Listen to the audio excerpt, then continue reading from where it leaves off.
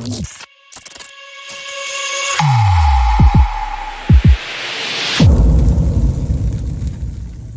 going on, everybody? Welcome back to another video. Happy holidays, happy new year. I did take some time off, not that this is some kind of like scheduled program. I took some time off and I made it a point to avoid social media, be with my family for the holidays, the end of the year, and just kind of focus on, I guess, resetting and restructuring what I want to do. Oddly enough, during the break, I thought of a bunch of different video topics. I write it all down, but I thought of a bunch of different video topics for this series. So my goal, which I am not promising, but it's my goal, is to try to get these videos out a little bit more regularly, maybe once a week, once every 2 weeks at max, because there's a lot I want to talk about, but then I know what could happen. I'm going to end up making the videos too quickly and then run out of topics. But let's focus on today's topic. I did mention in the last video, and actually 2 videos ago, because I was planning on doing that in the last video, but it didn't end up that way. Body dysmorphia, actually called body dysmorphic disorder. So I'm going to read you what the Mayo Clinic refers to as far as the definition of this, and then I want to talk about my personal experiences with it, and just add what I feel like I can add from my, again, personal experiences. I'm not a professional.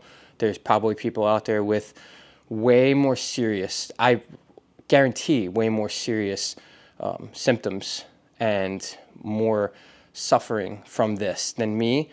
But for me, it does feel surreal at times, and it is life burdening, not altering, but burdening, if that makes sense, but it will make sense. So according to the Mayo Clinic, body dysmorphic disorder is a mental health condition in which you can't stop thinking about one or more perceived defects or flaws in your appearance.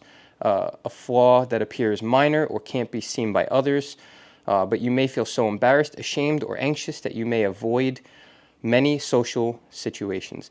It also goes on to say that you intensely focus on your appearance or body image, repeatedly checking the mirror, grooming, or seeking reassurance, sometimes for many hours at a time. Your perceived flaw and your repetitive behaviors cause you significant distress and they impact your ability to function in your daily life. Now, I get it. Social media in general has given so many people this. I feel like that this is way more common. It's not talked about. I feel like mental health in general is just not talked about. Everybody wants to blame everything else and keep pushing other things, but the mental health problem that everyone of every color, race, age, nationality, background, everything goes through this. It's literally the great unifier. We all are messed up, and it's just not spoken about, right? So social media, body dysmorphia, but I feel like body dysmorphia for me, it's not social media. I feel like it tied in with social media when I was huge, but for me, I was 410 pounds, and I am now 220, 225, and I plan on getting to 205. That's the goal, right? 205 to 225. But that weight loss, even though it was beyond amazing, it came with things that triggers yourself every day, right? I still feel like I'm 400 pounds in certain situations.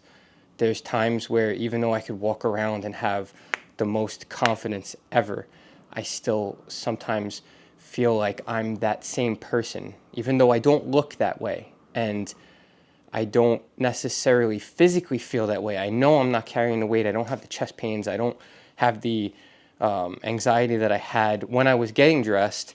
I have a different anxiety while getting dressed. I have a different anxiety in social settings. I have a different anxiety planning my clothes now. So what my worst part of body dysmorphia is, the weight loss in general caused some loose skin, and I'm not at my final goal yet. So those two things, for me personally, right? It's that combination. Now I know I'm going to end up having surgery, hopefully either this year or next year at some point for some loose skin. It's not massively severe like other people I've seen online, thank God, but it's enough for me to say to myself and to my doctor, I didn't go through this process and the weight loss in general and the surgery and all of the stuff, right? The side effects, the pain and all that other stuff that I had to go through. I didn't go through all of that to just be okay. I want to feel as close to 100% as confident and healthy and happy as possible. And I figure that the only way that that's going to happen is if I get rid of as much of the old me as possible. And the old me still, unfortunately, is the skin. So that's number one. And then number two, it's just that crazy mental thing. You go to get dressed, and there's some days I feel extra confident. I'll walk out with a teal sweater, just a white shirt, or just a t-shirt in general. I never did that, right? I would always have, my wife joked and called it a uniform, right? When I was at my heaviest, I had a secondary shirt, so I would wear 2 shirts there, and then a shirt over to button up, as if I felt like the more clothes, it was like hiding me in a cocoon. Nobody could see the weight, nobody could see how heavy I was, but that was obviously not the case. But for some reason up there, it triggered that was what was happening. Sweaters, jackets, anything I could wear, even though it was technically making me look larger. I guess in my head, I was thinking that if that topic ever came up, I could say, no, I'm wearing a lot of clothes, or this jacket, you know, those big puffy jackets and North Face jackets that were like super huge. I would wear that, or a vest or something, and I would be like, oh, well, no, I got a lot of clothes. It's really cold out. Wintertime, I loved it, right? I was also heavy, so wintertime, you didn't feel the cold as much as I do now. Now I'm shivering. But yeah, like wardrobe, picking things out. Like today, this is how sick it is, right? I always end up bringing extra clothes. So I'll have an extra Carhartt hoodie or something in a darker color. I shouldn't do that. So I have to like push myself to wear clothes that I wouldn't normally wear. I would wear a lot of black, and today I've got gray sweatpants, a dark gray sweatpants with a light gray hoodie. I never would wear stuff like this, is what I'm saying. But I'm having to push myself out of the comfort zone to realize that it's okay that I'm not perfect. I'm never going to claim to be. I never will be, right? I don't know if perfect is attainable for any metric, right? Everybody's going to say, I want this, I want that, I want six-pack. I don't want six-pack. I'm not going to get that. But like, I just want to feel confident. I want to feel healthy. I want to be alive for my kids, and I want to have that to harp on, to focus on. So like where I'm at now, I'm very good, but I got to keep telling myself that, right? So like I go to the park with my kids, and I can go into the playground area. I can slide down a slide without feeling like I'm going to get stuck midway or stuck at the top opening and have to call the fire department to get my large butt cheeks out of it. Like, I don't have that fear anymore. I can play. I can go places. I can be in pictures. That was the other thing. I never was in pictures. And when I was in a picture, I was behind. I made it a point to put my children or my wife in front of me because they were just better to look at. They were more appealing. And I felt like I was going to ruin the picture by putting myself in there. And I also felt like when you take the picture, even just doing the video, when you take the picture, it's on the internet now. It's posted, right? It's there. Things that you put on the internet, they just don't disappear. If you think they do, then you're naive. But I didn't want to put that on the internet because I felt like my weight, even though it bothered me a lot, I felt like it was an embarrassment and I was going to bother everyone else. I felt like I was embarrassing to everybody else. So I just didn't take pictures like I could have. I could have been in so many more pictures with my kids, with my wife, with just friends, and have those memories later on in life. And someday my kids look back and say, oh, there's a picture of dad. There's a picture of dad and mom. And look at that. And they have that. And I took that away from them.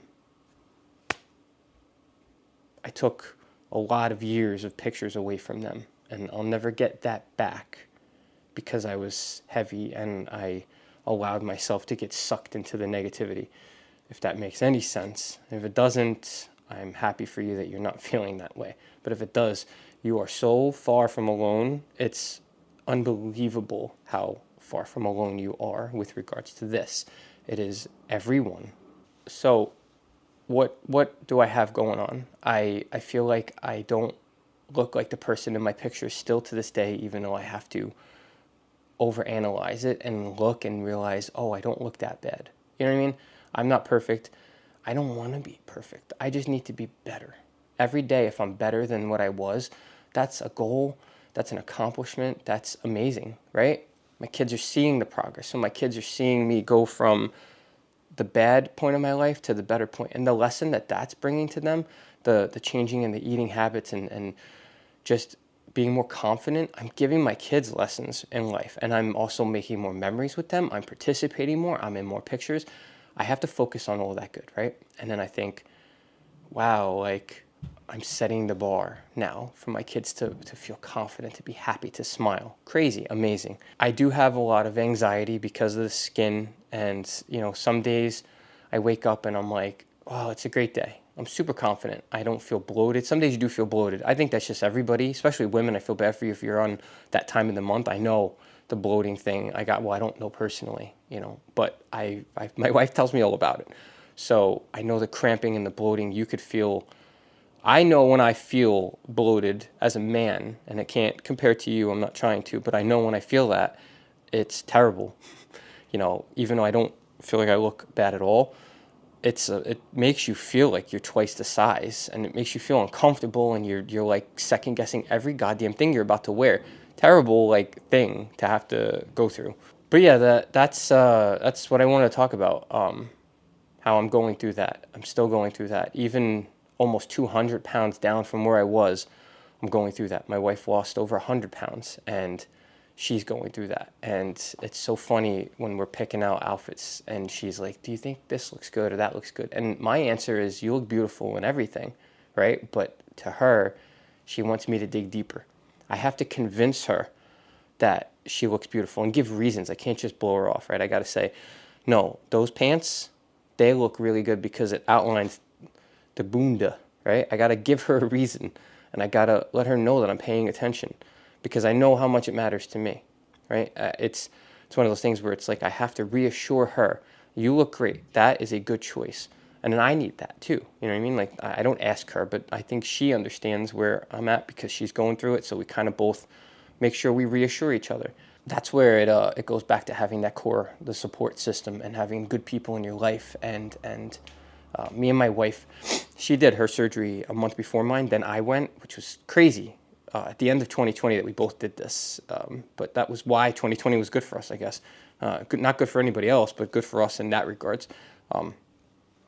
We went through the same thing together. We've been able to bond more and grow our marriage because of it. And, you know, we gained the weight together because of everything that happened with my mother. I feel like that's what really made us blow up. She was there from day one with my mom at the hospital all the time. She went through everything. She was my rock during that, and probably the only reason I even held it together. Then she gave me the two most amazing gifts you could ever give a man, these children, which absolutely changed my life for the best. Gave me a reason to fight, gave me a reason to live, gave me a reason to be strong, gave me a reason to be a better man, gave me a reason to set examples for my kids and try to grow myself, not only as a human, but as a man, as a business person, everything because of those kids and because of her. So I always recommend have a good core family system. But yeah, do I feel like there's a way to cure this? No. I feel like there's just some things, and you have to realize there's just some things you're never going to fix. What you have to do is give yourself those positive affirmations every day. You have to have reassuring people around you and reassuring comments and reassuring thoughts. You have to realize that some days you're not going to feel 100%, and that's okay. Even though you know you're really good, you have to focus on that and teach yourself to really believe it, you know, if that makes sense. It's a terrible thing. It's a terrible thing, but it exists. And I know skinny people that say, "Oh, I'm fat," and I'm like, "Whoa!" But like, there's some people out there. Don't get me wrong. There's some people out there that say that, and they're just looking for compliments. They're not actually going through it. That's just a whole other mental health problem. They just need the attention. But I feel like if you have a friend that lost a lot of weight, understand that that could be a thing. Probably is. If you have friends that are addicted to social media and they post a lot, I feel like that could be something else. Could just be looking for the attention, or it could be looking for reassurance. It's hard. It's hard to talk about too, because it's a little embarrassing to say it as a man. And I feel like the stigma really does apply. You don't want to sit there and be like, oh, I care about what I wear and my jeans, oh, blah, blah, blah. I mean, I've never really been into style. I don't feel like I have some crazy good style by any means. I like to be comfortable more than I like to be looking amazing or whatever. I'm a creature of habit and a creature of comfort. So when I find clothes that I like, that fit the way I want, like heavier, thicker clothes, I don't like thin materials. I don't like wearing clothes like on a windy day that when the wind hits, it's going to blow and suck into me. I have anxiety and PTSD over that. Many times in my life when I was as heavy as I was, you walk down the street and giant gust of wind hits, and now all of a sudden everything I hated the most about myself was just highlighted and sucked in, and it was just there for everyone that saw. And it was terrible, and it really made me feel sick to my stomach. Don't feel sick. If you want to talk about anything, again, the point of these videos is to reach out to me. You can go in the comments, and if you don't want to do the thing in the comments, you can message me on my Instagram at honestlyocd. A lot of you guys message me down there, and we talk. We talk a lot. I've had a lot of you guys follow me on Instagram that found me from YouTube. Now, Instagram, last little note, I feel like it's a dying platform for me. I'm not really a daily poster, and I'm not really 100% into this short form video content, as you can see from this video right now. I post longer videos. I feel like I have a lot to say, and I want to say it, and I don't care. If you hate that, you hate that, it's whatever. But I feel like, you know, some people do enjoy the videos, and it's cool. I'm not going to survive on Instagram. The only reason I keep the Instagram open is to have the communication. I do have a Discord, so if you want to message me for the Discord, you could, again, comment down on this video or message me on Instagram, and I'll give you the link to the Discord. We talk about a lot of stuff, but there are topics and channels in the Discord about mental health and weight loss and meal prep, and there's a lot of channels. It's kind of chaos over there, but there's a good group of people that are supportive and genuinely care. So that's the vibe I wanted, right? But anyway, yeah, today's video, body dysmorphia, body dysmorphic disorder, or whatever. Is that what the thing is? Yeah, body dysmorphic disorder. I just say dysmorphia. I don't know scientifically or medically which is the better one to say, but I suffer from it. I think a lot of you do. You might not even think you do, and after this video, you might realize you do.